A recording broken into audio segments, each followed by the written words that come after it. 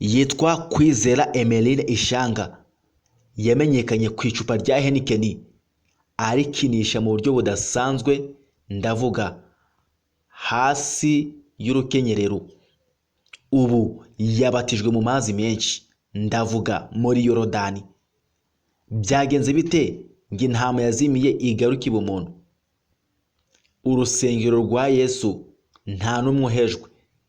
Ni amagambo menshi yagiye avugwa n'abemeramana kubw'uyu mukobwa wari ikivume wagarutse muri church. Iyi raporo reka tuyinjiremo neza. Mbere banza urebe ko wakoze subscribe kuri Hot World Entertainment. Yamani, uyu mukobwa wigeze kuvugisha imbuga nkoranyambaga ndetse n'itangazamakuru. Kwizera Emeline yagarutse nk'umuntu mushya wavutse ubwa kabiri. Eme, uzwi cyane ku izina rya Ishanga, yatangaje ko yabatijwe mu mazi menshi, agaragaza ko yahinduye ubuzima burundu ndetse ashimira Imana n'Umwami Yesu ku gakiza yahawe. Yagaragaye abatizwa na Pastor Didier Habimana wa Zion Temple Kimironko. Abinyujije ku rukuta rwe rwa Instagram, Emeline yanditse amagambo yuzuye amarangamutima ashimira Imana kubwo kumugarura mu nzira nziza. Yagize ati, ndabizi biragoye kubyumvisha, gusa niko biri.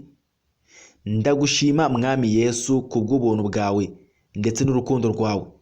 Yesu, ndagushimira kubw'agakiza kawe wampereye ubuntu ntari mbikwiriye.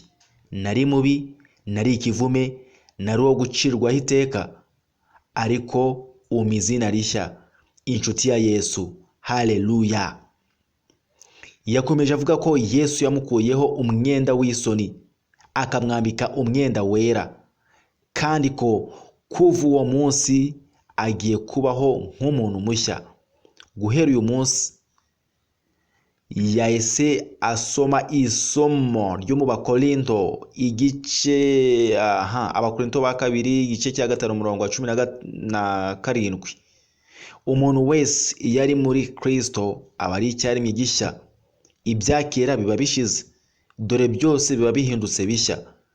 Nk'uko napfanye na Kristo nkazukana nawe, nzakomeza gusa nkawe. Ndagukunda Yesu. Kwizera Emeline yanditse kandi ko yashimye amaraso y'igiciro cyinshi cya Yesu yamwogeje ibyaha bye akamukura mu maboko y'umwanzi. Ati, Yesu wankuye mu mwenda w'isoni unyambika umwenda wera. Ndagushima ku maraso yawe y'igiciro cyinshi wanyogeje ibyaha byanjye. Ndagushima umusaraba wawe, ndashima yamva nziza, ariko cyane cyane ndashima wowe Mwami Yesu. Abamukurikira kuri Instagram bahise bamuhundagazaho ubutumwa bwishimye n'amarira y'umunezero. Bamwe bavuga ko Yesu yakoze igitangaza ndetse kigaragaza mu maso, nka DJ Brian, Jojo Breezy, Papa Gigi, MC Nario, Kazungu Kabos, Dekiza ni bamwe bashimye intambwe Emeline yateye mu gakiza. Kwizera Emeline yamamaye muri 2024 umwaka ushize, ubwo yagaragaraga ari kumwe na The Ben, bigateza impaka.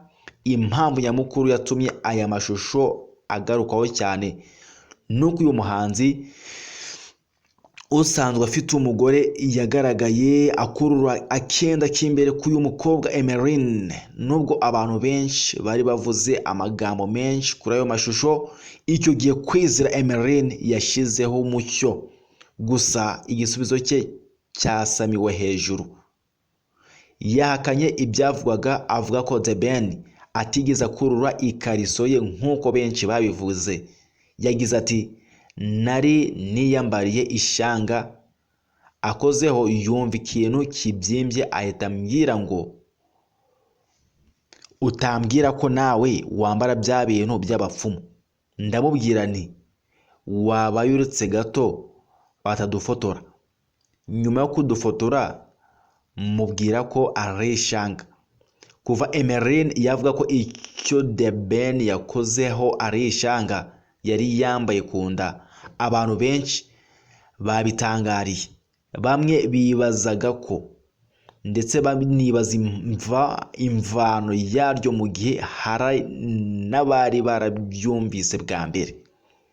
Nyuma yaho mu ntangiriro za 2025 Emeryne yongeye kuvugisha imbuga nkoranyambaga, avugwa cyane ubwo yajyaga hanze agashyira amashusho y'urukozasoni ku karubanda. Yaje gutuma atabwa muri yombi we n'abandi bakobwa, nyuma bikaza kugaragara ko bari barishoye mu biyobyabwenge bakajyanwa mu kigo ngororamuco. Iperereza ryagaragaje ko ibyo bikorwa by'urukozasoni babikoreshwaga n'ibiyobyabwenge, bibaviramo kwisanga mu kigo ngororamuco bamazemo igihe. Nyuma yo kugororwa, Emeryne yamenye Imana by'ukuri, abihamisha kwakira agakiza no kubatizwa mu mazi menshi.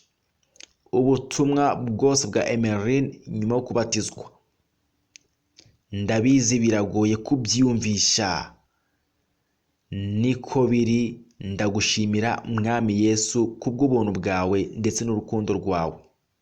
Yesu, ndagushimira kubw'agakiza kawe wampereye ubuntu. Ibi ni bimwe Emeryne yakomeje agarukaho mu gushima Umwami Yesu. Ntawe utahinduka, nawe wahinduka, nanjye nahinduka. Turi ku isi nta kurutagera. Ciao ciao.